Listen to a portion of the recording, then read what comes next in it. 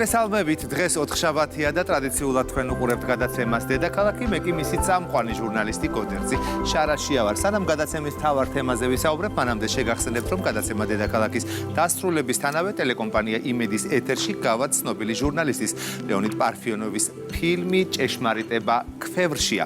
ახლა კი გადაცემის მთავარი თემის შესახებ, რომელზეც დღევანდელ გადაცემაში ვისაუბრებთ. დედაქალაქის მერმა წინა საარჩევნო წარმოდგენილი 7 პოლიტიკის ფარგლებში განხორციელებული პროექტების და ღონისძიებების ანგარიშის წარდგენა დაიწყო. პირველი პრეზენტაცია ერთ-ერთ უმთავრეს მიმართულებას ურბანულ პოლიტიკას ეხებოდა. ჩვენი ჟურნალისტი ქეთი ილურიძე ესწრებოდა პრეზენტაციას, ნახოთ მისი სიუჟეტის დასრულებისთანავე ჩვენ სტუდიაში თბილისის ვიცე-მერი ირაკლი ხვალაძე შემოგვიერთდება.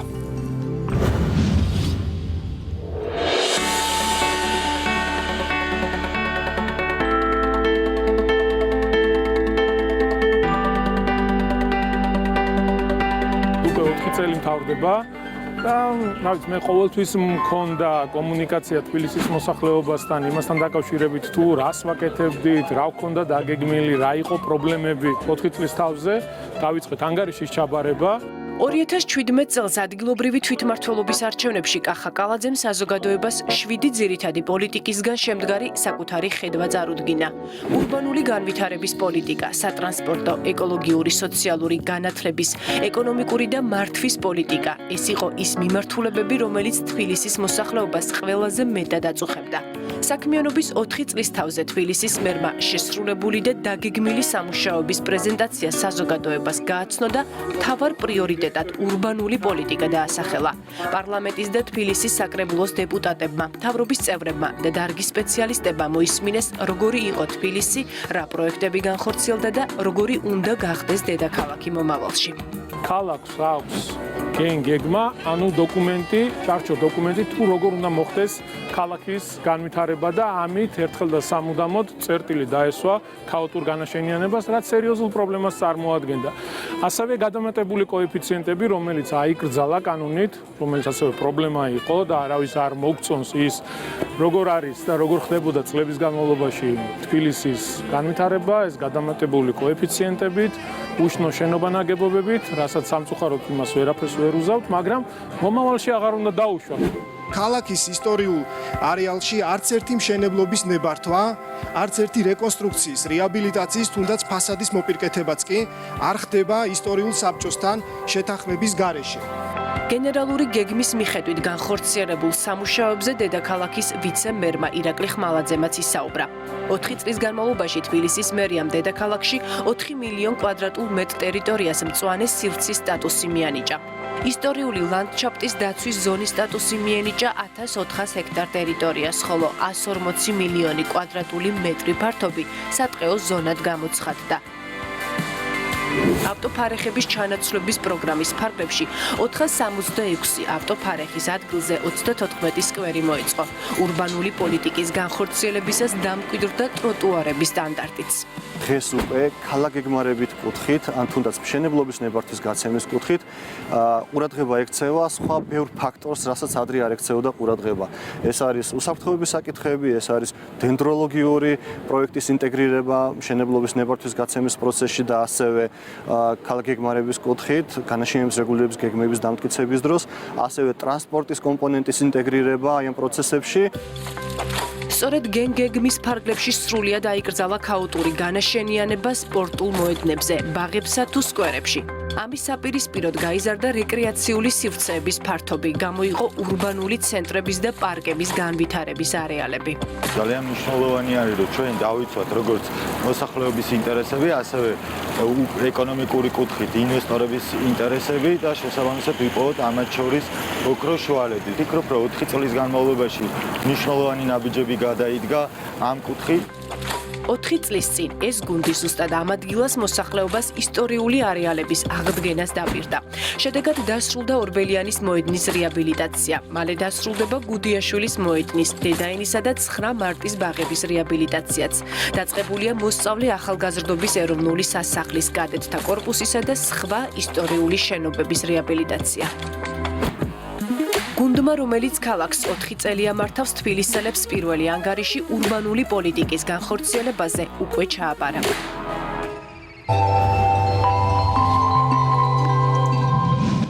მაშასე ჩვენ საუბრობთ თემაზე დედაქალაქის ურბანული პოლიტიკა და ჩვენი გადაცემის სტუმარია თბილისის ვიცე-მერი ირაკლი ხმალაძე. დიდი მადლობა პირველ რიგში მოგზაურობისთვის. მოდით პირდაპირ შეკითხვაზე გადავიდეთ. რატომ არის მნიშვნელოვანი დოკუმენტი, ასე ვთქვათ, გენერალური გეგმა, რა მიზანი აქვს მას და რამდენად მნიშვნელოვანია? მივესალმები თქვენს ტელემაყურებელს. შევეცდები რომ მოკლედ განმარტო რა არის გენერალური გეგმა. ეს არის დოკუმენტი, რომელიც თითოეულ არეალში განსაზღვრავს დაშვებებს და შეზღუდვებს. რა შეიძლება აშენდეს, რა არ შეიძლება აშენდეს და საერთოდ შეიძლება რომ არაფერი არ აშენდეს.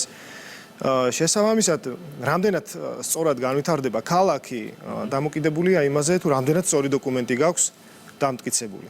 ერთის მხრივ გენერალური გეგმა შეიძლება ჩავთვალოთ, რომ ცალკეული ეკონომიკური პროექტებისთვის არის შემაკავებელი დოკუმენტი, მაგალითად, კონკრეტულ ბიზნეს პროექტს ურჩევნია, რომ გაშენდეს მაღალი ინტენსივობის მრავალსართულიანი კორპუსი, მაგრამ ამას არ უშვებდეს გენერალური გეგმა.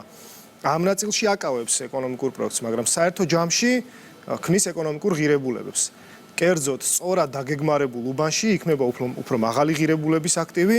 თქვენ თუ გადაწყვეტთ ბინის ყიდვას, აუცილებლად უყურებთ, რამდენად არის კონკრეტულ ადგილას ხელმისაწვდომი საზოგადოებრივი ტრანსპორტი, არის თუ არა რეკრეაცია და ასე შემდეგ, რამდენად გაქვთ ლამაზი ხედი. სწორად დაგეგმარებულ უბნებში იქნება უფრო მაღალი ღირებულების ქონება. შესაბამისად, ამ ნაწილში თუ შევხედავთ, გენერალური გეგმა არის საკმაოდ მნიშვნელოვანი დოკუმენტი, იმიტომ რომ ის ქმნის მაღალ ეკონომიკურ ღირებულებებს. შესაბამისად, ჩვენ როდესაც გავაკეთეთ პრეზენტაცია 4 წლის წინ, პირველი ვთქვით, რომ ჩვენ უნდა შევქმნათ და დავამტკიცოთ ქალაქის განვითარების სწორი გეგმა. ეს გავაკეთეთ. დაგვჭირდა წელიწადნახევარი მუშაობა, მაგრამ 2019 წლის გაზაფხულზე გენერალური გეგმა დავამტკიცეთ. ახლა მთავარია მოხდეს ამ გენერალური გეგმის შესრულება. ეს არის 10 წლიანი დოკუმენტი, 10 წელიწადში ისევ მოუწევს ქალაქს ახალი დოკუმენტის 10 წელიწადში თავიდან უნდა დაიწეროს გენერალური გეგმა. დიახ. იმიტომ რომ ეს არის 10 წლიან ჭრილში, იმიტომ რომ გარემოებები იცვლება და მე იმ კონკრეტულ გარემოებებზე, იმ კონკრეტულ სიტუაციაში საჭირო იქნება უკვე ახალი გეგმა. და აი როდიდან შეიძლება ქალაქმა იგრძნოს სწორედ აი ეს ცვლილებები, რომელიც ახლა მოხდა აი ამ ახალ გენერალურ გეგმაში? ლოკალურად შეიძლება ვიგრძნოთ 1 წელიწადში, 2 წელიწადში, მაგრამ რო თქვათ, რომ გენერალურმა გეგმა მოგცა შედეგი და შეცვალა ქალაქი, აი ეს არის საკმაოდ გრძელვადიანი პროცესი, ამიტომაც არის 10 წლიანი გეგმა. სამწუხარო რეალობა არის ის, რომ უკვე დაშვებულ ურბანულ შეცდომებს და გადაცდომებს ხშირ შემთხვევებში ვეღარ მკურნალობ ახალი სწორი გენერალური გეგმით. ახალი გეგმა უზრუნველყოფს იმას, რომ მეტი შეცდომა აღარ დაუშვა, იმიტომ რომ უკვე დაშვებული შეცდომების გამოსწორება შეუძლებელი არაფერი არ უბრალოდ ჯდება არაადეკვატურად მაღალი თანხები.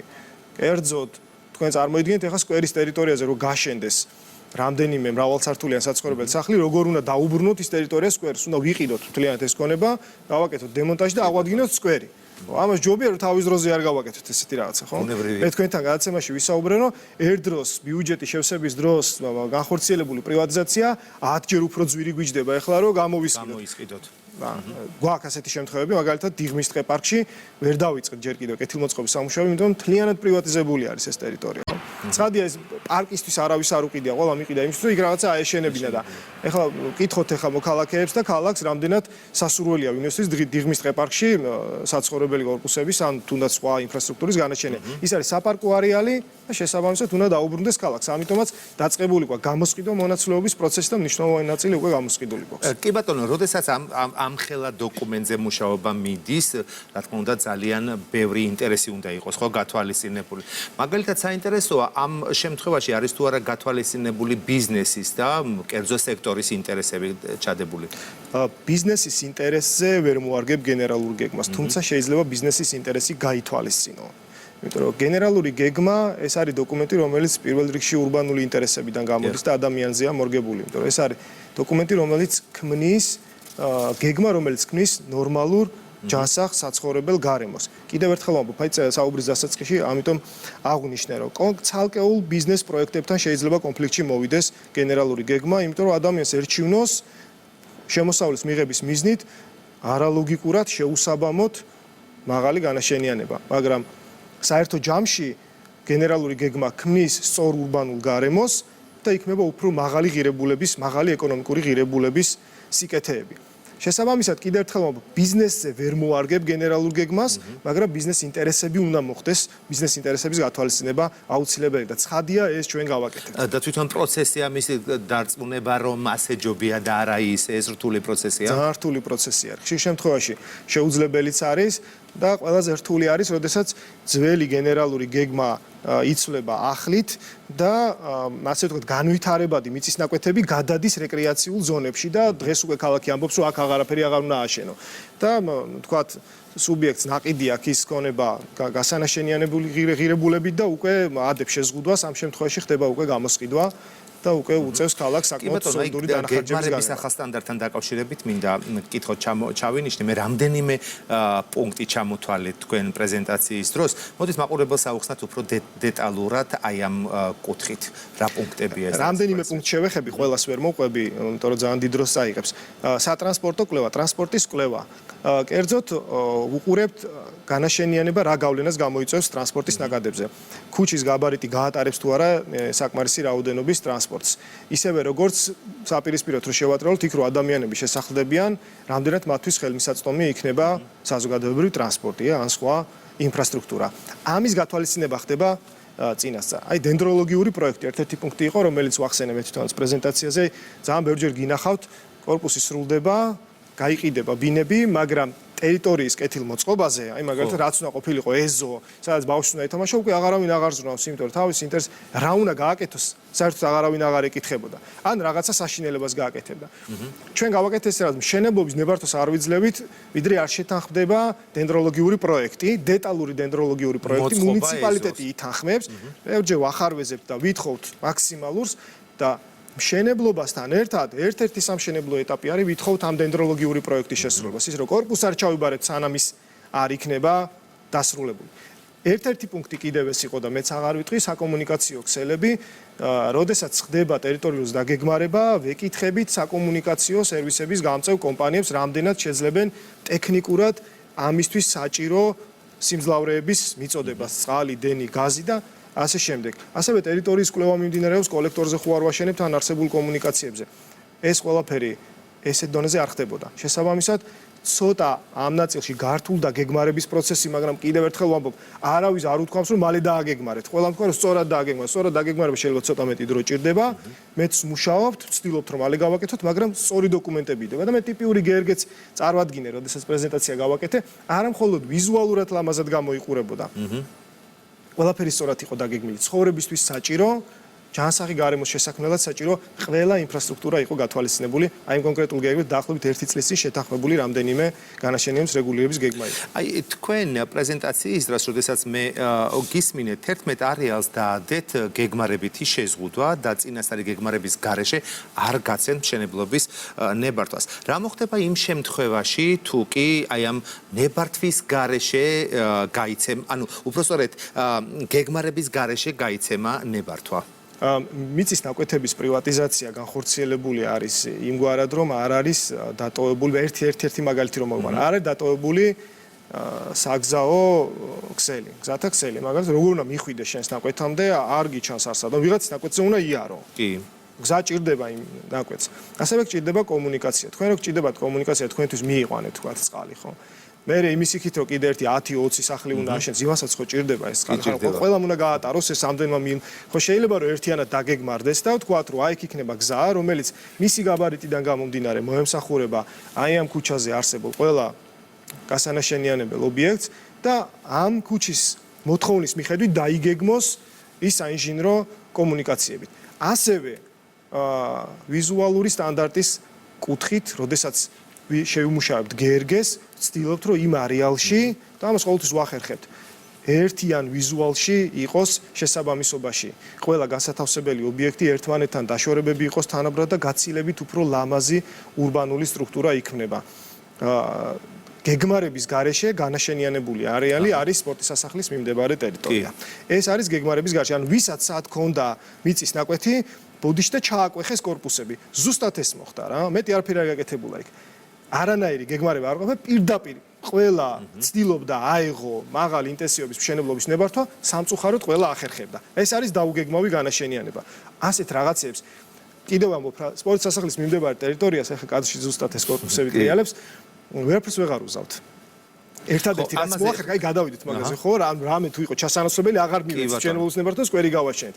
მაგრამ როდესაც ვლაპარაკობ თბილისის ზღვაზე, ლისის ტბის მიმდებარე ტერიტორიაზე, ამ საერთო ფერდობებზე, ეხლა მე რომ აქ იქ ნაკვეთი და მინდა რომ ჩემთვის კარგი სახლი ჩავიდგა, რაღაცაში, სტრუქტურაში უნდა მოდიოდეს ეს. არ შეიძლება მე მარტო თავს გრძნობდე კარგად ჩემს ჩაკეტილ ღობეში.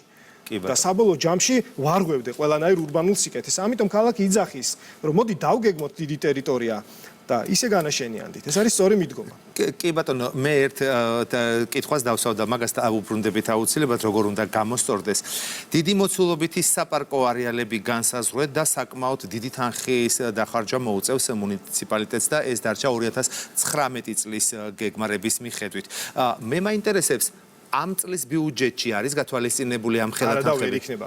გოდერძი, ნახეთ როგორ არის ეს საპარკო არეალები რო განისაზღვრა არ ნიშნავს იმას, რომ ჩვენ ახლა დავიწყებთ ყველა რა ნაწილი დავიწყეთ და გარემოსდაცვის პრეზენტაცია რო გვექნება დეტალურად მოყვებით სად რა ეტაპზე ვართ, მაგრამ საპარკო არეალის დადება ნიშნავს იმას, რომ მომდევნო 10 წლის განმავლობაში და მომდევნო 10 წლის განმავლობაში არც ერთმა მართველმა არ გაბედოს და პრივატიზაცია არ გააკეთოს ამ მიწის ნაკვეთების.